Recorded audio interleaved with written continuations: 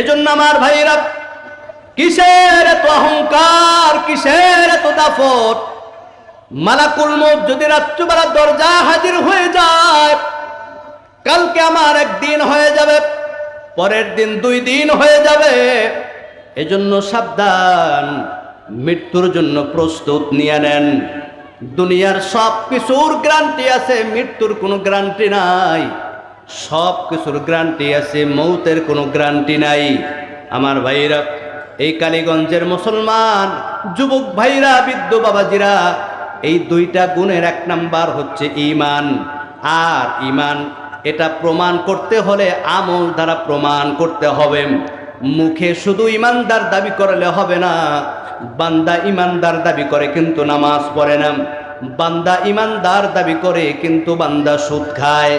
বান্দা ঈমানদার দাবি করে, বান্দা মানুষকে ওজনে কম দেয়, আছে না নাই? ঈমানদার দাবি করে মানুষকে কষ্ট দেয়। ঈমানদার দাবি করে বান্দা মানুষের সাথে প্রতারণা করে। সাবধান, এই ঈমানের কোনো কাজ হবে না রে ভাই। ঈমানটা তখন পরিপূর্ণ হবে আল্লাহর উপর ঈমান আনার পর। বান্দা যখন গুনার কাজ ছাইরা দিবে, আল্লাহ তাআলার সমস্ত হুকুমগুলা পালন করবে, আল্লাহ তাআলা এই বান্দার জন্য রাখছেন জান্নাত। এজন্য ঈমান আনার পর একজন বান্দার সর্বপ্রথম আমল হচ্ছে, আউয়ালু মা ইউহাসাবু বিহিল আবদু ইয়াউমাল কিয়ামাতিস সালাত। কিয়ামতের দিন হাসরের ময়দানে আল্লাহ পাক রব্বুল আলামিন বান্দার কাছে সর্বপ্রথম যেই আমলের হিসাব নেবেন, এ যুবক ভাই, বৃদ্ধ বাবাজিরা, কাল কিয়ামতের দিন হাসরের ময়দানে বান্দা যখন আল্লাহর সামনে হাজির হবে, আমল নামা যখন হিসাব করা হবে, আল্লাহ পাক রব্বুল আলামিন বান্দার কাছে সর্বপ্রথম যে আমলের হিসাবটা নিবেন, মায়ার নবী বলেন, হজের কথা আল্লাহ জিগাইবে না, দানের কথা জিগাবে না, আল্লাহ তাআলা মানুষকে খাওয়ানোর কথা জিগাবে না। আল্লাহ তাআলা বান্দাকে সর্বপ্রথম যেই আমলের হিসাবটা নিবেন, আউয়ালু মা ইউহাসাবু বিহিল আবদু ইয়াউমাল কিয়ামাতিস সালাত, বান্দার কাছে নামাজের হিসাব নেবেন। আল্লাহর হাবিব ভিন্ন হাদিসের মধ্যে বলেন, ওই কাল কিয়ামতের দিন হাসরের ময়দানে যার নামাজের হিসাবটা পরিপূর্ণ হয়ে যাবে, বাকি আমল তার জন্য সহজ হয়ে যাবে। কিন্তু এখন আমাদের সমাজে নামাজ এটা মনে হয় বড় একটা কঠিন কাজ হয়ে গেছে। সব কিছু বান্দা করতে রাজি।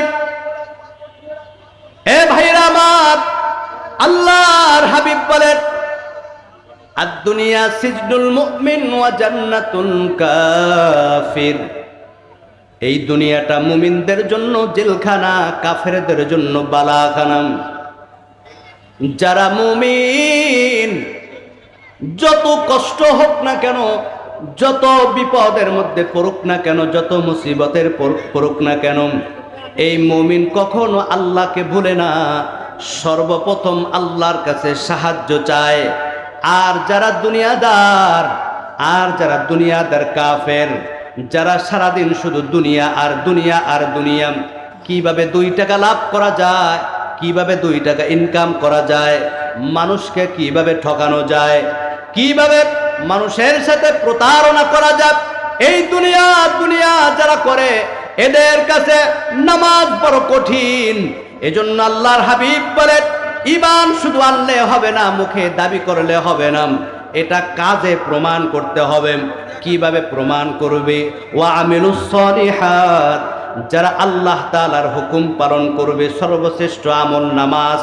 আল্লাহর হাবিব সাল্লাল্লাহু আলাইহি ওয়াসাল্লাম বলেন, বুনিয়াল ইসলামু আলা খামসিন, শাহাদাতি আল্লা ইলাহা ইল্লাল্লাহু ওয়া আশহাদু আন্না মুহাম্মাদুর রাসূলুল্লাহ ওয়া ইকামিস সালাতি ওয়া ইতাইজ যাকাতি ওয়াল হজ্জি ওয়া সাওমি রমাদান, মুত্তাফাকুন আলাইহি। আল্লাহর হাবিব সাল্লাল্লাহু আলাইহি ওয়াসাল্লাম বলেন, ঈমান আনার পর একজন ঈমানদারের সর্বপ্রথম আমল হচ্ছে আল্লাহ তাআলার হুকুম 5 ওয়াক্ত নামাজ। এখন যেই লোকটা মুখে দাবি করে ইমানদার, মুখে দাবি করে সুন্নি, মুখে দাবি করে মুসলমান, অথচ নামাজ পড়ে না, এই লোকটা কি আসলে মুসলমান, আসলে ইমানদার? না রে ভাই, না। এই ইমানে কোনো কাজ হবে না রে ভাই। ইমান আনার পর বান্দা কখনো আল্লাহর হুকুম ছাড়তে পারে না।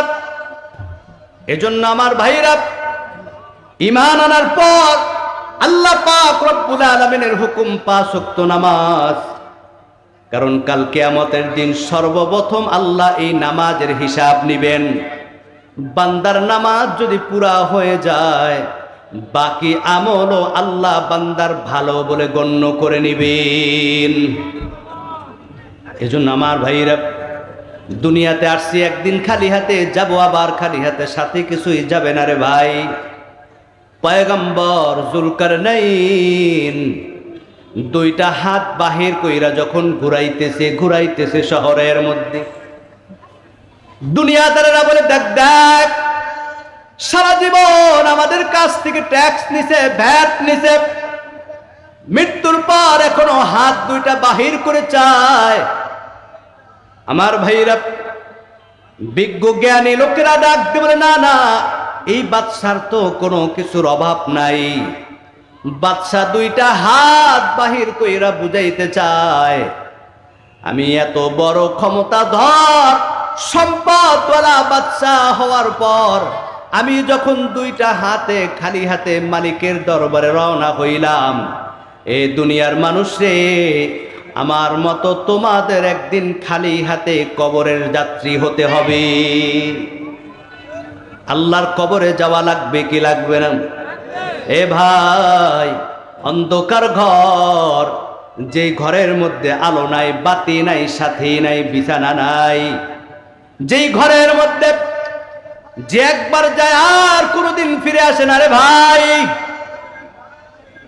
এই ডিজিটাল যুগে পৃথিবীর এক প্রান্ত থেকে আর এক প্রান্তের খবর মুহূর্তের মধ্যে পাওয়া যায়, কিন্তু কবরের খবর এক মুহূর্তের জন্য পাওয়া যায় না।